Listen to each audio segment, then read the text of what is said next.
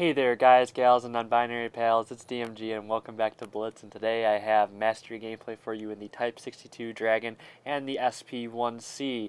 Now I'm going to let you decide which one is better for you. However, I think without a doubt the Type 62 is better. Not because the Type 62 is just so brokenly OP, but just because the SP1C is that hard to use in a lot of different situations. So without further ado, we're going to get into it. I may be playing the Type 62 past 100 battles. I'm not really sure yet. I'm going to see how the average damage turns out. I mean, we'll see if I get like a #1 career ranking in it. We'll see. Probably not. There's a lot of good Type 62 drivers out there, and I'm not an enormous fan of light tanks. I mean, like I said, I always prefer some armor, but we are going to be on Winter Malinovka for our game, and I will be platooning with Zone Z72. Now, Zone is my assistant on my Discord. He usually helps out by moderating, assigning people roles, and if you're not on Discord with me on my server, please join. It's a wonderful place to be most of the time. Zone also helps out with YouTube and just answers some of the questions that I may not see. Very helpful. And he was also in straight with me, so we got some connection there.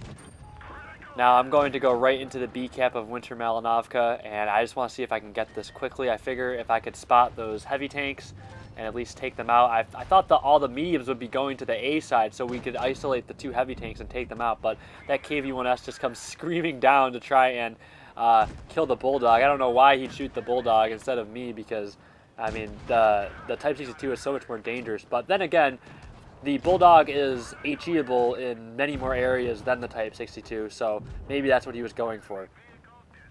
Or maybe he just really likes to kill American tanks. I don't really know, but that Panther is taking up a great position actually in that bush. He can just go unspotted and fire with impunity, basically. Another shot whizzes by my tank, and I just don't want to face him there. He has the accurate gun, he has the rate of fire on me, so that's not a good engagement for me to get into. Now, like I said, the Bulldog is HE-able, and I'm penning him with the Type 62's HE in the side for rolls of almost 300. And while the Type 62's gun is good, it still is prone to miss, as I do track a VK, but for some reason don't damage his flat German sides, right? And I hit him again in the side, and it doesn't do any damage, so I don't know what's going on there.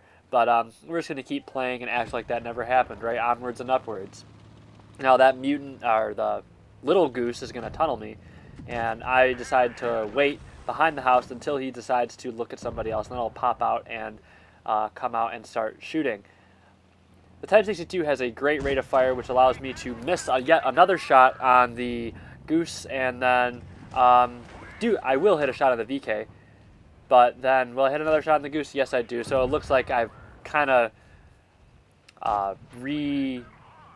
redeemed myself here. And the mutant goes out of the game. And then last but not least, that Panther is still alive. Nothing bad on his part. He just didn't really have the team around him. He took up a great position to use his weapon in the best way. So can't really do anything about it. Sometimes the team just melts. And there's the Panther. He gets a little bit too aggressive, and I'm just going to go right into him. Even though I don't have the rate of fire, I am able to out-alpha him. So I am just able to put in a round for 200 every 4.8 seconds. And as long as he's not firing his gun right on the reload, I will out-DPM him. And I do put in the final round of the game using heat. I figure I want to get a guaranteed kill. Panther front can be kind of bouncy when angled. It's happened before, and I didn't want to take the risk of it happening again. So we end that game with a win. I didn't even really know what happened to Zone that game. I didn't even see him die. But Mastery, 3,669 damage, making an 81,000 credit profit, 2 destroyed, and some spare parts to boot. So that is the Type 62.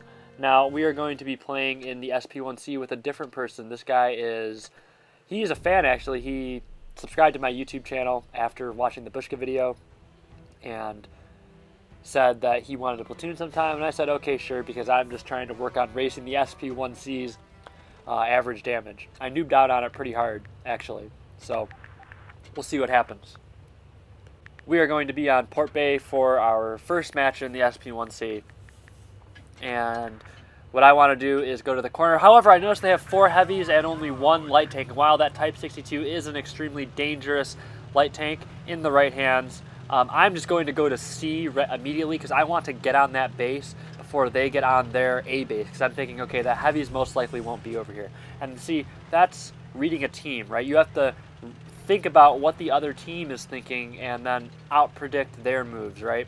So I'm just going to start capping C immediately. I figure if we can get an early base before they get A, then we can just defend B and we'll win by points, right? So we're going to put the pressure on them passively without really doing anything. I'm saying prepare B, and right there they start capping B, so we need to immediately defend B and see if we can just reset. We don't even need to kill a tank, just reset B. Unfortunately, they will get B, but that T-25-2 is spotted, and I will put a round into him, and then switch up to HE, and then butter his butt with an HE round, and he will die by the fire from my platoon mate, ABL S3K. I don't even know if there's like a short abbreviated version for that, but I'll just call you AB, I guess. Anyway, you're doing good, buddy, so just keep it up. That Tiger 88 gets ammo wrecked, so that puts us in a great position as we don't have to waste time trying to penetrate his frontal armor. The heat on this tank has been nerfed from 250 to 200, and while it is still decently strong heat, it's not as good as it was, and it's very noticeable when you're trying to penetrate the fronts of Tier 8 tank destroyers that are heavily armored like that Tiger 88. I'm on a clip now. The SP1C has a 2-shot autoloader, and yeah, it has a 90mm, which actually means you're gunning at higher alpha than things like the Tiger P, the Type 62. So, I mean, it has good alpha, but this burst is somewhat difficult to use with a 3.5 second interclip. And not to mention, you know, I was running around with this tank today, and I was on Canal, right? And a Dracula just comes screaming over, right? And he just rams me for over half my hit points and just nukes me. And then there's another one where I was on like Falls Creek or something, and I noticed 4 TDs on the other team. And despite seeing that, I still went out into the open and got nuked. So this tank, I mean, granted, I absolutely deserved that, but this tank isn't the greatest for I wouldn't even say spotting, but aggressively spotting the enemy and then falling back to a passive position. This tank is extremely passive in a nutshell, and you just have to be able to time your engagements with your clip reload. But we're going into that Tiger 1, and he will be taken out of the game with some lovely focus fire from my team, and that is our match on Port Bay. We finish with a win. Usually with a mastery, it's a nice spare parts bonus. Let's see, 800, so that will let me have like what, 0.05 of an equipment, right?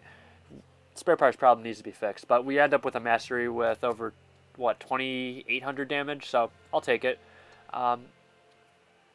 ABL is in the, or ABI, I can't even tell if that's an L, a lowercase L or a capital I, man. Those things get you, but he will be in the 1375 for this replay, and we will be on Middleburg. Now, I just did a video on Middleburg, and it's all about going to the hill, and that's what I'm going to call here. And even though we have a medium mismatch, if we can just put some shots in, you know, because this is supremacy, they're most likely going to be focused on taking the base rather than killing us.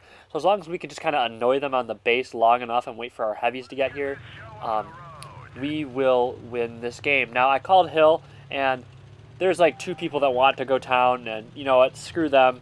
At least our Glacial is going to get up here and help, who will be our friend in just a few minutes here. And that Bulldog's going to push over. I immediately set him on fire. The module damage of a 90mm shooting at a Bulldog is actually pretty darn good.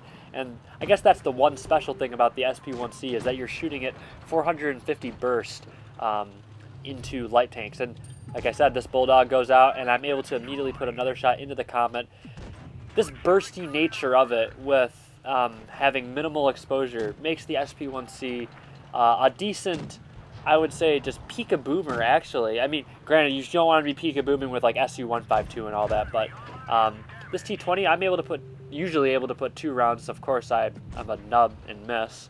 But the important thing is, if you can trade 450 for 200, you're doing it right. And ABL will take some damage here, unfortunately, in the 1375. Our Glacial does come up, and he puts the Fear of God into the other tanks. I'm just trying to wiggle back and forth just so I can bait a shot out of that Indian, and I do, and then I put a shot into him in return.